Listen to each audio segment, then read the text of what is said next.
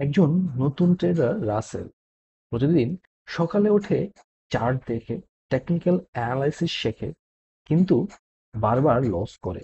সে ভাবে হয়তো তার স্ট্র্যাটেজি খারাপ, কিন্তু মার্ক ডাগলাস বলেন, it's not about system, it's about mindset. এখান থেকেই শুরু হয় রাসেলের মানসিক জার্নি, একজন ট্রেডার থেকে একজন জোন এ থাকা ট্রেডার হওয়ার পর্যন্ত।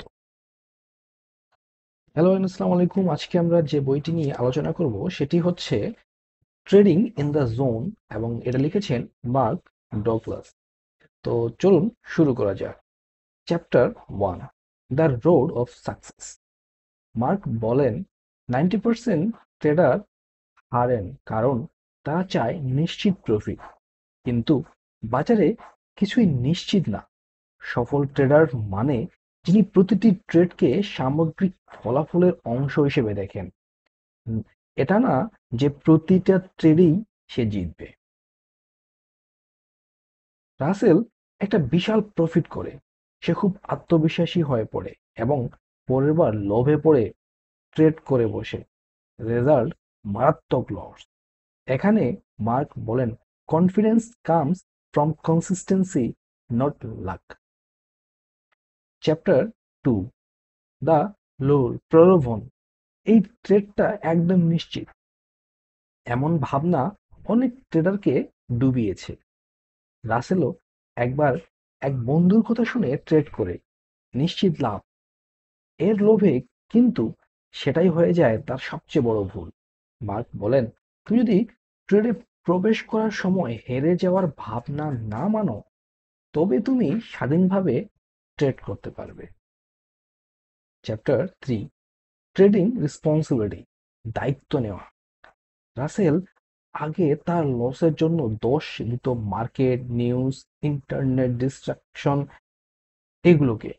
মার্ক শেখান, ট্রেডিং এর পূর্ণ দায়িত্ব নিজের উপর না নিলে কখনোই তুমি সফল হতে পারবে না। রাসেল শেখে, লস হোক বা প্রফিট, তার প্রতিটি ক্লিকের দায় শুধুই তার। Chapter 4, consistency. সফল ট্রেডাররা প্রতিবার একই নিয়মে ট্রেড করে, কারণ তারা জানে একটি ট্রেড হারলে কিছু যায় আসে না, তাদের নিয়ম মেনে চলাটাই আসল শক্তি। রাসেল তার স্ট্র্যাটেজি অনুযায়ী প্রতিবার নিয়ম মেনে ট্রেড করা শুরু করে। সে ধীরে ধীরে লক্ষ্য করে তার ভুল কমে গেছে আর প্রফিট আস্তে আস্তে বাড়ছে। চ্যাপ্টার 5, থিঙ্কিং ইজ প্রবাবিলিটি, সম্ভাবনার দৃষ্টিভঙ্গি। রাসেল একসময় ভাবতো এই ট্রেডে আমাকে জিততেই হবে।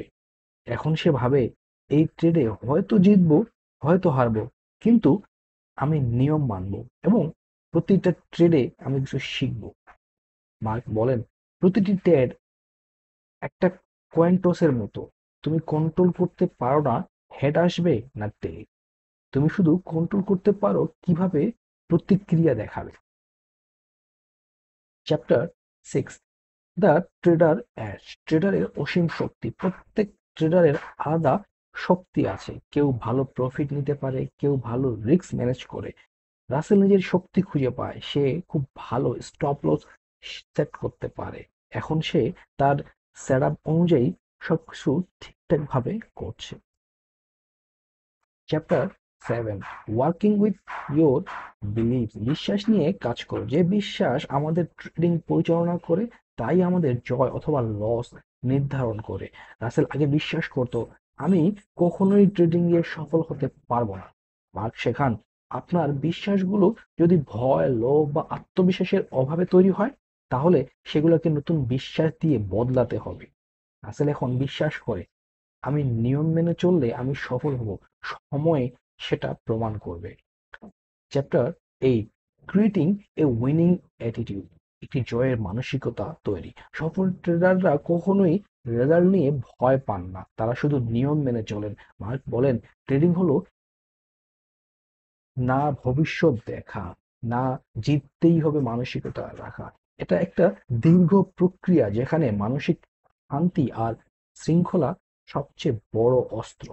রাসেল এখন জিততেও শান্ত, হারলেও শান্ত, কারণ সে জানে সে এখন জোনে। So trading in a zone, এই বইটার উদ্দেশ্য ছিল এটা। সারাংশ যদি করি আমরা, তাহলে পাবো ট্রেডিং এর সফলতার জন্য শুধু কৌশল নয়, দরকার সঠিক মানসিকতা। ভয়, লোভ, হতাশা এগুলো আপনার সবচেয়ে বড় শত্রু। সম্ভাবনার ভিত্তিতে চিন্তা করুন, নিশ্চিত লাভের স্বপ্ন দেখবেন না। প্রতিটি ট্রেড একটা ছোট ফলাফল, সামগ্রিক ফলাফলটাই আসল বিষয়। প্রতিটি সিদ্ধান্তের দায় আপনার, নিজের উপর বিশ্বাস রাখুন। তো হলো ফ্রেন্ডস, আজকে এই সামারিটি যদি আপনাদের ভালো লেগে থাকে, অবশ্যই ভিডিওটিকে লাইক করবেন, কমেন্ট করবেন এবং সাবস্ক্রাইব করে পাশে থাকবেন। ধন্যবাদ।